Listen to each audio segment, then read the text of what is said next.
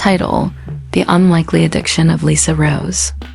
In the heart of Maplewood, a small town where fortune defined friendships, lived two girls whose worlds could not have been more different.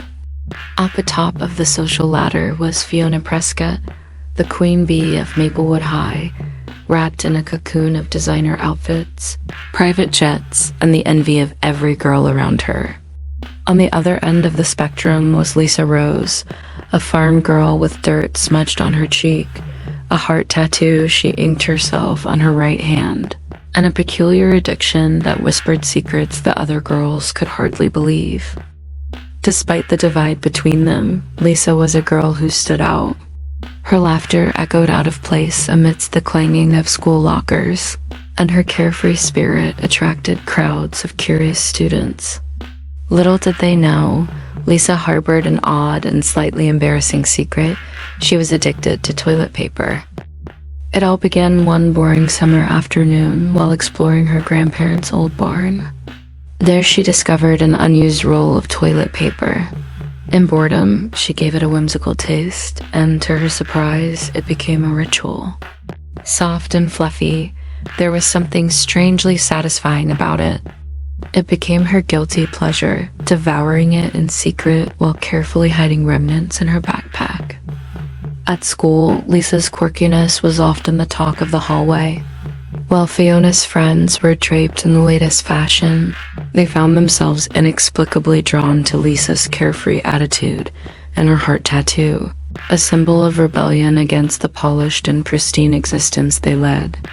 They envied her, a strange emotion that twisted through their lavish friendship circles.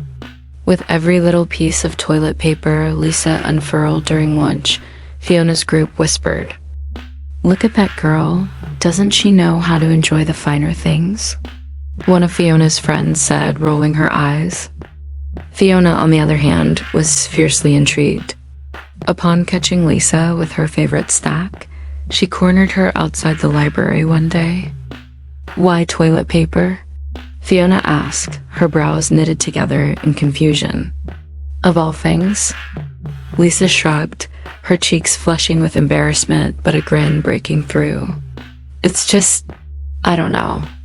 It feels good, almost soft like clouds. Kind of like the happiness of a carefree life." Much to Lisa's surprise, Fiona found herself surprisingly charmed. In a world where image was everything, Lisa looked at life through a lens of authenticity that paralleled her painfully artificial world.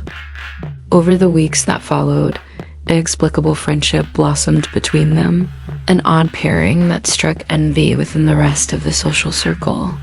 Fiona started incorporating some of Lisa's eccentricity into her life, trending the farm girl look with floppy hats and bohemian dresses, while Lisa discovered a newfound confidence under the bright cafeteria lights. "What if I started a movement?" Fiona said one day, a twinkle in her eyes. "Let's embrace our quirks. We could do a fashion day for charity where everyone has to wear something out there, like your tattoo or whatever this toilet paper thing is." Lisa laughed. "Are you sure? What if people don't get it?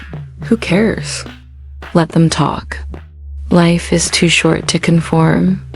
Watch the tables turn," Fiona said, the determination in her eyes strong enough to convince a few, but not the entire school.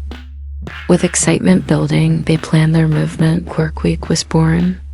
Students wore mismatched socks, painted their nails in wild colors, and even made toilet paper fashion statements. The final day invited everyone to share their own silly habits, each story met with laughter, acceptance, and connection.